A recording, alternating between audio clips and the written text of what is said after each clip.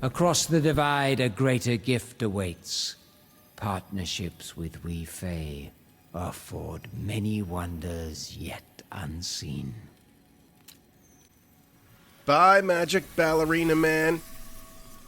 He's nice. What's up, everyone? Glock9 here, and welcome to Nightingale, a new survival crafting adventure game set to release into early access on February 20th. I am lucky enough to be able to preview it for you guys, thanks to Inflection Games. I really appreciate that. And that is exactly what we're doing today. We're gonna kind of breeze through the initial tutorial here so we can get into the meat and potatoes of the game, so you can see what it is, what you have to do, what makes it so interesting and unique. That's going to open up a portal, and we're going to go through it. Fly, Realm Walker. The fiends have caught your despairing stench. And here we are, the forest biome. Pretty beautiful here. Pretty beautiful everywhere in this game, to be honest. And here's this guy again. He's going to have a lot to say to us during the initial part of this tutorial, and I'm going to skip over pretty much all of it, because for the most part, none of it's that important. And he does kind of drag it on for a bit. So we're just going to skip through it. I will go over the lore of the game with you later. It's not a story-driven game, so you don't have to worry about any of this stuff. It's really more of an open-ended survival game, which I love. So we're just going to go blah, blah, blah, right through all those words, and then we just have to acquire raw berries. So all that talking, he could have just said, hey, grab the berries, and I would have said, no problem. Offhand items. You can hold small items like food and torches in your offhand, which is your left hand. Press F to use your equipped items in your offhand, just like that. And now we have to acquire rocks, sticks, and more raw berries. This part of the tutorial is basically teaching us how to gather, craft, and cook.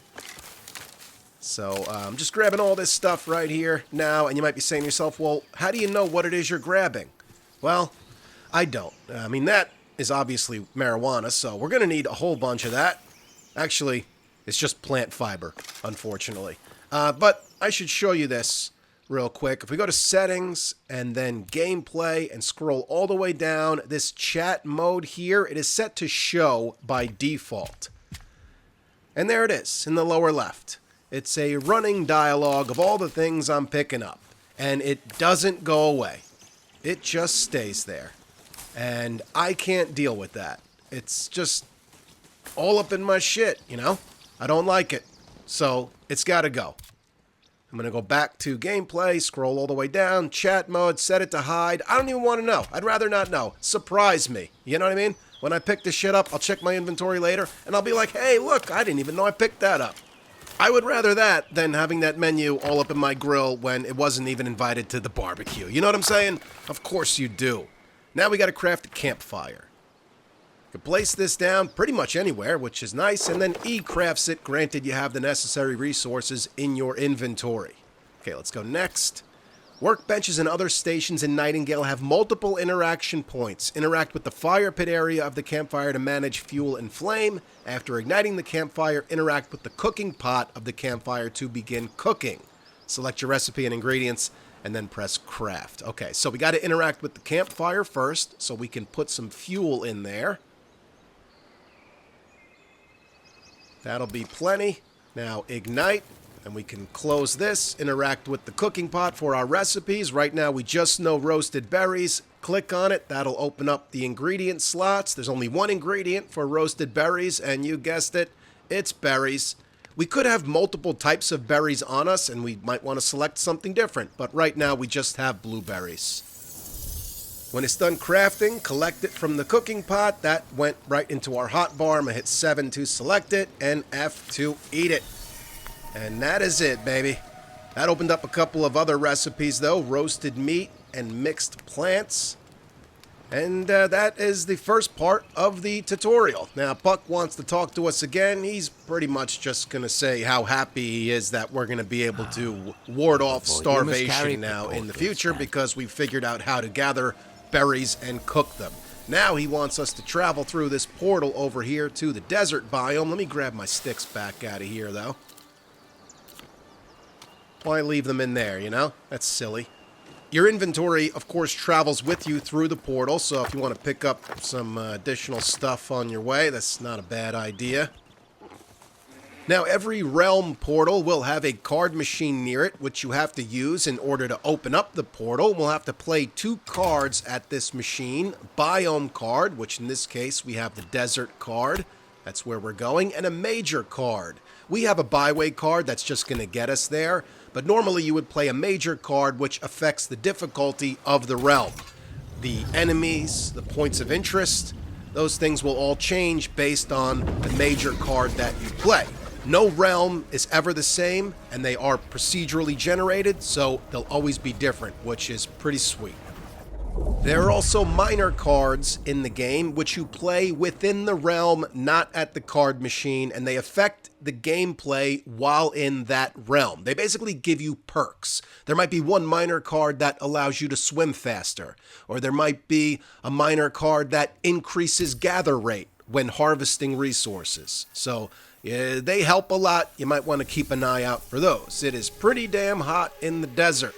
You can see the hot bar going up, but if we just step out of the sun here into the shade, that will start going back down. And here's this guy again. He's going to pretty much tell us just that. Build yourself a shelter, idiot, because it's hot here. That's what he said. And that's what he wants us to do. Build a stick tent. But let's not build it here, because there's not many resources right here. If we head over this way, there's a whole bunch by water source. You don't have to worry about building by water. There's no hydration here. It's basically just hunger and stamina are the things you have to worry about. And your health, of course. Hunger does affect health. You want to make sure you're always nice and full so your health can be as high as it can be. And you always want to make sure you're nice and rested so your stamina can be the best it can be. Matter of fact, this part of the tutorial goes over just that. Resting and shelter. Let's cut through here. It's a pretty damn beautiful game though, isn't it? Down here, there is a bunch of plant fiber, which we are going to need. I'm also picking up flowers, which we are not going to need right now. So I'll show you what you can do with things you don't need or don't want. You right-click on them, and you can extract them for essence dust, which we are going to need a lot of.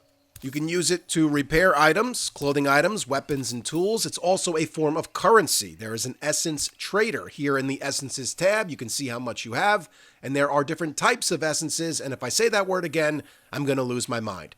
The realm cards tab will show us our realm cards, which we don't have any at the moment. Let's get rid of this seed for more of that E-word stuff. Okay, grab these sticks, and let's build ourselves that tent.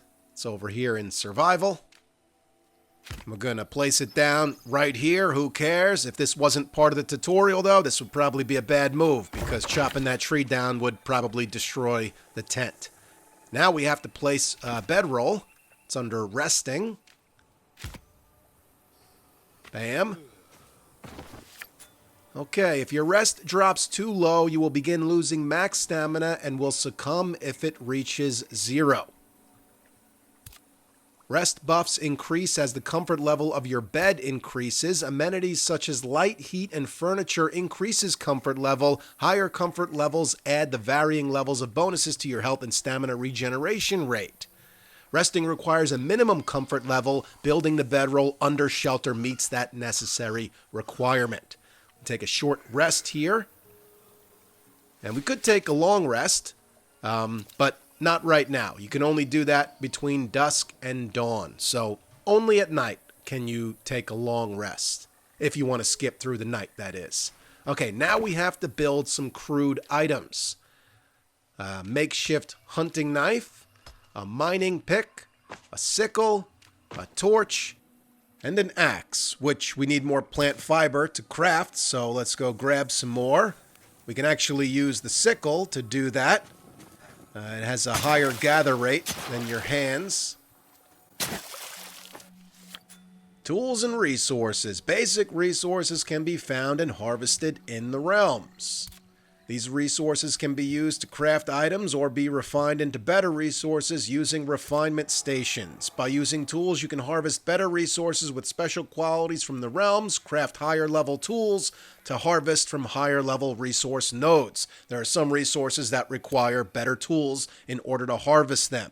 Each tool has a certain damage type, and creatures have varying weaknesses and resistance to damage types. So, you want to use the correct tool or weapon against whatever particular creature you happen to be fighting. In my opinion, the axe and the pickaxe are the two best right now. The axe swings nice and fast and does a good amount of damage. The pickaxe usually does more damage, but it's a little slower. Anyway, where's that Puck character? Ah, there he is. And now that we've seen the desert and we've learned about shelter, resting, and we've crafted a bunch of tools, he's going to send us off to the swamp biome to learn a bit about combat. There are currently just 3 biomes in the game, the forest, the desert, and the swamp, but I do believe more are going to be added as the game progresses.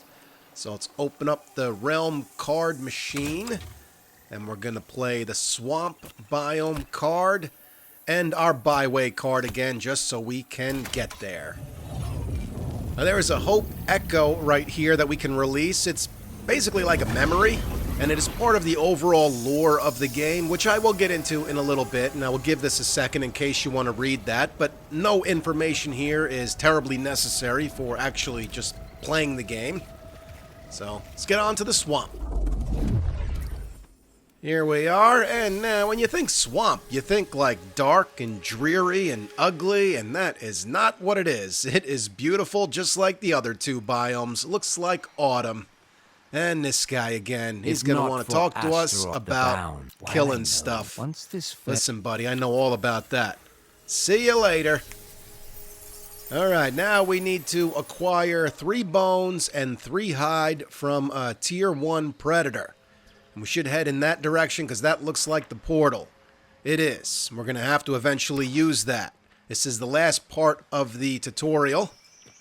Once we travel through that portal, it'll be to our home, or where we're going to set up our home. I'm going to eat the rest of the berries here just because we are starving.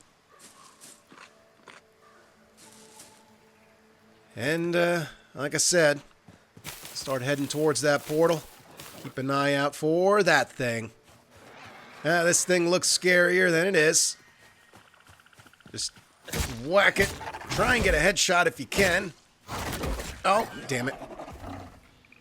With this particular creature, I should probably just focus on hitting it wherever, because I think 3 good whacks and it's dead. But with most creatures, especially humanoids, you want to go for the headshot. You'll do the most damage that way. How was that not a headshot? Oh, whatever. Let's go back to the axe. Here we go. And now you have to use your hunting knife to harvest it. And we get hide, meat, and bones. Alright, we need to kill 1 more of them. Let's get in here. There's some loot in there that we can use. Everything you grab and pick up from the tutorial will carry on over to your home realm. So, definitely worth, picking shit up while you're going through the tutorial. There we go. See? 3 good whacks. This will give us everything we need. Now we have to craft a makeshift capelet, which is basically armor. And now we have to acquire a healing salve, 3 of them, and roasted meat, 3 of those. We do that by crafting a campfire. But before we do that, let's put this on. And now we have no use for this shoddy coat, so we can extract it for essence dust. This meat as well, that's the prey meat and the prey bone from killing that little creature. Might as well just get rid of it. There's some loot around here that we can grab. We might as well. There's some ingots. There's another ingot. Bag of berries. Now, if we head up the stairs here, there's another Hope Echo. Give that a second again, in case you want to pause and read that. Now, up top here, there is a chest right there. You can just drop down and pop it open. Oh, we got some rifle rounds, 433. There are firearms in the game. I haven't yet had the chance to play with one, but I'm looking forward to that. A tavern card. Play this card to prolong the effects of meal and rest. So this is a minor card that I was talking about. So we can take that. We obviously don't want to play it in this realm. I don't even think we can. There's not a machine to do that. I forget what it's called, but it's located on the map. You want to do that in either the realm you're living in or one of the realms you're exploring. The minor cards will stay with you. I don't think there's a safe way down other than jumping. So I'm going to try not to land on the spiky fence. And we'll just land right there and, oh, get a little hurt. But that's okay, because we're about to craft a campfire and some food and some first aid. Get some fuel in there. That's fine. Ignite. Let's do the healing salve. That requires bones and fiber. Need 3 of those. And now the roasted meat just requires meat. We need 3 of those. And you have to collect your items. Don't forget to do that. And let's also get our fuel back. Okay, now we need to use essence dust to repair any one of our tools or clothing items. Now, if we hadn't already extracted items for essence dust, that would have been part of the tutorial to do that now. None of our stuff really needs repair, but you have to do it. It's just the game's way of showing you how to do it. And here's this guy again. And that's pretty much the end of the tutorial. He now wants us to pick a place to live in, our home realm. We can live in either the forest, the desert, or the swamp. And this is where we will build our base, and that's where we will respawn if we die. That's where we will live. And then we'll go out and explore other realms, and then we will always come back to our home realm, which I'm going to choose the forest right now, but if you want to change that in the future, it is possible. I don't know how easy it is.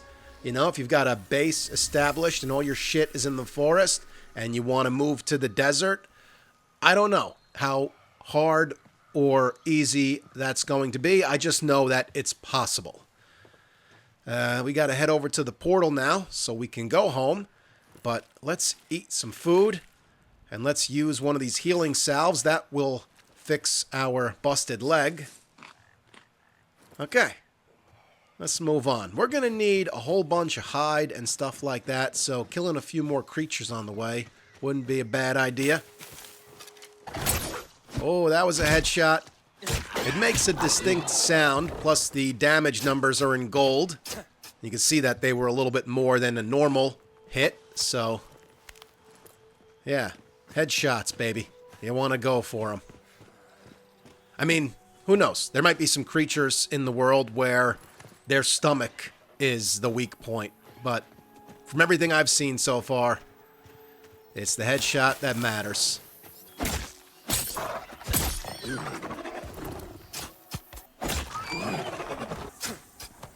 Let's activate the portal now. We've got our forest card because that's the biome we chose to live in. And we have an abeyance card, which is our major card.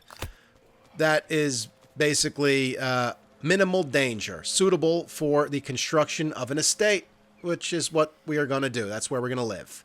So your home realm is, you know, not full of too many dangers, but it's not danger-free either. Okay, our back is clear. Now we just got to wait for these enemies to spawn in. Here they come. Oh, I hit them too soon. If they're not completely spawned in yet, You can't do any damage to him. Ran out of stamina. Oh, yeah. There we go. They drop some stuff that we can pick up. Bound bristle, which is basically a form of fiber. Oh, couple headshots. Look at that. Drop those two jokers. Oh, beautiful. And that's it. Portal is now open. Let's pick this shit up and go home.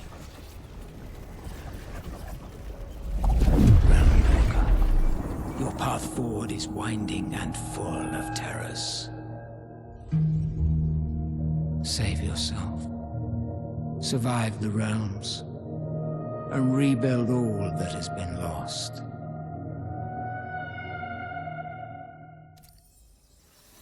Here we are, and here's Puck. He's not done giving us kind of instructions, you know? Like, we just played through essentially the tutorial, but there's going to be, you know, more instructions from Puck because while you play carpenter, we still have to learn how to actually play the game now, so he wants us to build an estate. And that is where we are going to build our base, because your estate is going to be like your respawn point. You're going to be able to fast travel there from anywhere in the world. This is the map of our realm. There's the Realmic Transmuter. That thing is what you use to play your minor cards. And there's some other points of interest too down here. Wilhelmina and the Essence Trader. We're going to have to make our way there eventually. Let's head this way a little bit. We might as well build, you know, in a central location of the map because, like I said, we can fast travel to our base. So we can go out and explore our realm and then at any point fast travel back. So it makes sense to be kind of centralized. Just getting rid of some shit we're not going to need, which, that's it. So, the lore of the game. It takes place in the 1800s, but it's an alternate reality. And in this alternate reality, in the 1500s, the Fae appeared and shared their knowledge of magic with humans. Puck, of course, is part of the Fae. This is a POI here. Like a dungeon, we can go explore and fight enemies and get rewards and good loot, but you need to meet the gear requirements before you can go in, and we don't. We're 6 of 25 right now. So in order to get in there and do this dungeon or whatever and reap the rewards of it, we need better gear. But anyway, the Fae also introduced humanity to the existence of Fae realms and the portal system that connects them. And then, basically, a mysterious phenomenon known as the Pale swept over the entire Earth, putting everything in a state of suspended animation. The only human city left is Nightingale, but the magic portals to get there malfunctioned, cutting off access. We can get some more hide, bones, and meat from this wolf. There are usually 3 wolves. Here comes another one. So, essentially, like, the entire portal system went bonkers, and now we are realm walkers. We're basically going through realms trying to make it back to Nightingale. That's essentially the point of the game. Okay? Travel to more and more difficult realms, getting better and better gear and loot, and eventually make it back to Nightingale. I'm just gonna build here. This seems fine. Build our estate first. There we go. We need rocks and stone blocks. To get stone blocks, we just break up the big rocks, and then we put our cocks in our socks and chase a brown fox. There we go. That is our respite. We can rename it. I'm going to call mine Glocks Blocks, because that's funny and stupid. But this is where we will respawn if we die. We can also fast travel here by clicking this, no matter where we are in the realm. And here's Puck again. This Your time, I tenacity believe will he settle is here. going to, Fortunately, yeah, you basically must tell first gate us their about gate. sites Once of within, power, which I already allow explained to you. That's essentially the dungeons that you need better gear in order to get into. There is one specifically that we need to get into. We need a score of 20 in order to get there. It is not this one. It's the one by the Essence Trader down here. We need to get in there and complete that to get a realm card. But first we need to get better gear. And to do that, we need to build some shit.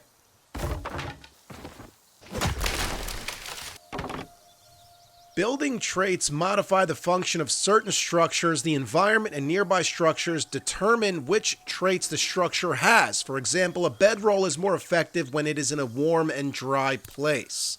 These are both positive and negative implications to traits. A few to look out for are environmental traits like grit and exposed, which are applied based on the location a structure is placed and increase crafting times. Basically, this workbench I just made and put on the floor is gonna function less effectively on the floor. It would be better if I built all this shit on foundations. Okay, so doing it this way is not the way to do it, is what I'm saying. I should be taking my time and building out a legitimate base and putting all this shit on foundations with the roof above our heads. But that's going to take a lot of time, so I'm doing it this way just to try and get through as much of the beginning of this game as possible to show you guys as much of it as possible. But it is very interesting if you read through all of this shit using these different augmentations, like, for instance, building a campfire near a workbench or a bedroll give you light and warmth, which give you more comfort in the bedroll. So, like, the way you build your shit and where you place everything actually matters. So, you know, building a stick tent on grass is not the way to go. But like I said, I'm just doing it for now. And you see the lines connecting the campfire to the workbench and the bedroll? That is providing some sort of an augmentation. So there's really a lot going on here. And it's going to be really cool to learn it all and, you know, try and build the most effective base possible. But for now, we're just trying to get through this shit so, you know, we can go check out some other shit. Shit. This is a tanning rack. We can use it to make felt, leather, or straps, which we're going to need to make better tools. Those craft quickly. The leather, not so much. The leather takes a bit more time than that. So we're going to want to craft basically all this stuff to increase our gear score. These are simple items. You might think we already have simple items, but we don't. They're crude items, if you remember. So the simple items are better and will give us a better gear score. I'm going to craft this sling bow. It looks like a crossbow. It's actually more like a slingshot. It shoots rock marbles. It's not that great, but I'm going to craft it anyway just to show you guys. Let's drop some stuff off in storage here that we're not going to need. How far you've come. Oh, thanks, And Puck. yet how little you possess. Hey, fuck you. Is it across these wilds? Essence Your kind of Traders. Okay. proliferating And he's pace. going to just keep talking, isn't he? Industrious and more than willing all right. to avail amidst Okay, your enough ever- now. Yeah, dance away. See ya. So, Essence Traders. We need to go see the Essence Trader and trade him Essence for the schematic for the sewing bench. So we can craft one of those and craft better clothing or armor, which will also increase our gear score. Gotta be careful with big trees like this. You don't want them falling on you. They will hurt you. They will also damage structure, so you don't want one falling on your base either. Alright, we've made a better axe and a better pick, so we can just drag down the old ones, bring up the new ones, and then we can extract the old ones for essence dust. Alright, we're off to see the Essence Trader. We can pick up a bunch of this shit along the way. If we get encumbered, we can just extract it for essence dust. We're going to constantly need that stuff anyway. So it just makes sense, because you can get essence dust from anything. Sticks, plant fiber, wood, doesn't matter. So picking up all this stuff, which will probably get us encumbered just like that. But no, I'm just going to extract it. Like I said, we're going to need a bunch of this dust to unlock different workbenches and stuff, so might as well get it this way, you know? It's starting to rain, which is not a big deal. I mean, the wetness does hinder you a bit, but if it starts to hail, that's a big problem, because the hail will do damage to us. We'll need to find some sort of shelter, or fast travel back home and use our own shelter. Just what you have to deal with here in the forest biome, just like you have to deal with the heat in the desert biome. This is another POI, or Site of Power, which, you know, you need a gear score to enter in order to complete and get rewarded. Here's the entrance right here. And I'm sure we're not geared up enough to get in there. No, you need a score of 50 to get in there. These little statues that you can find around, sometimes there are, like, loot chests around. And I'm also starting to notice a little bit of lag here and there, which reminds me of something I wanted to talk to you guys about, because this is something that's going to upset a good amount of players, unfortunately. Might even keep people from buying this game altogether. And that is the fact that you cannot play offline locally. The game is always played online. It's single player or co-op, but even if you're playing single player, you have to play online connected to their servers. You cannot play locally offline, which I know kind of sucks. Not everyone can afford gigablast internet. And what if your internet goes out for whatever reason? Then you can't play the game. What if their servers are down for maintenance or down for whatever other reason? Then you can't play the game. So kind of sucks. I mean, this is, keep in mind, not the final release build. There will be an update come release day. There are some known bugs right now. Maybe they're doing some server work now. That's why I'm experiencing some lag. It's not going to keep me from playing or buying the game, but it might keep others. So it's something that you should definitely know before buying. This game cannot be played offline. Okay, as I'm sure you've noticed, it is hailing right now, and I am taking damage. We need to get to this trader quickly. I did pick up some healing potions, though, so we're fine. We're not going to die or anything. That is where we are headed. So we just need to get down this mountain now. Slowly. We should probably use a healing potion. Okay, that got us back to full health. Oh. Alright, we're fine. So there's the trader. There's Steven. We can recruit Steven, and he'll come with us on our journey. We definitely want to do that. So we just go to Indeed, let us begin, and I think it's just up here. Let's get out of the hail first. Here's Wilhelmina. We can talk to her about some shit. I don't think there's anything she says that will trigger a quest or anything like that. I think it's more about just, like, learning the lore and stuff. You can ask her questions and shit if you're curious about things. Yeah, okay, so she'll tell us about survivors, like Steven here. Realm Walkers can find other survivors to help them in their search for Nightingale. By completing tasks for them, you will be able to recruit them, and they will harvest resources for you, build structures, carry things, help you fight, all the good shit. So that's pretty cool. Steven is not the only survivor out there, but he's the first one I've encountered and the only one I've encountered so far. And to bring Stephen along with us. Hold on. Have you heard of any rumors lately? Does this open a quest line? I don't think so.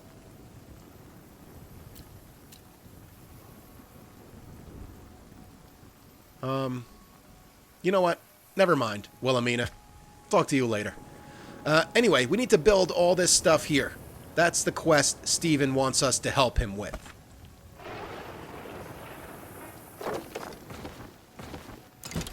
There we go. And that will open this up, which will give us, I believe, some more essence dust. Yeah.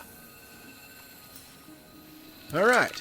Now we need to go speak to Stephen and recruit him. Recruit Stephen. And that's it. We can manage his equipment and inventory if we want him to hold on to stuff, or if we want to change out his gear or weapon, we can do that.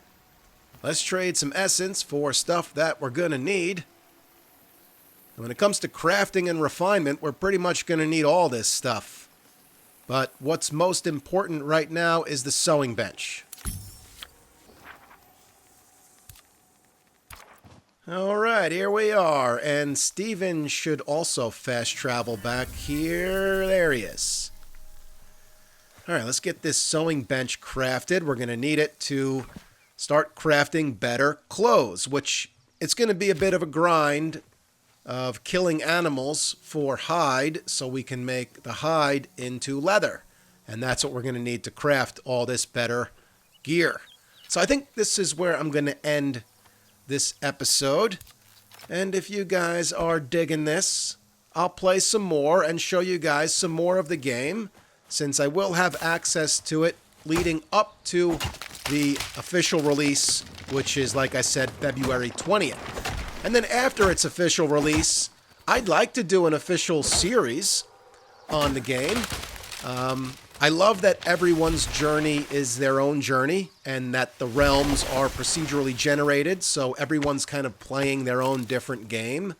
I think that definitely lends itself well to content creation. But anyway, let me know what you guys think of the game. I hope you have a fairly good idea of what it's about now. And like I said, I'll play it some more before the release date. We'll do a couple sites of power and travel to another realm so you guys can get an even better idea of what the gameplay loop is like here. So to craft all this shit, we need leather. And we can use the tanner to turn hide into leather. But we don't have much of it. So we were able to make gloves and boots. Let's replace our gloves. And the old gloves, again, we can scrap for essence dust. The same with the old boots. No need for them. I mean, if Stephen could have used them, I would have gave them to him, but he's got better boots and gloves than those. So now, like I said, it turns into a bit of a grind for hide. So we just got to go find some animals to kill. So I'm going to do that, and then we'll pick things up here next time. Hope you guys enjoyed this video. Like I said, let me know what you think about the game. I'm interested in hearing. Hope you at least enjoyed the video and had fun watching. Thank you so much for watching. You guys are the best. You can follow me on Instagram or Twitter if you want. It's at Glock9Gamer. I follow all gamers back. If you want a handwritten postcard from me along with some G9 stickers, you can get that on the G9 store. Shipping is free to anywhere in the world. The link to the store is down below as always. And thank you guys again for the constant support you always show this channel. I really appreciate it. Stick around for more Nightingale, and I will catch you guys in the next video.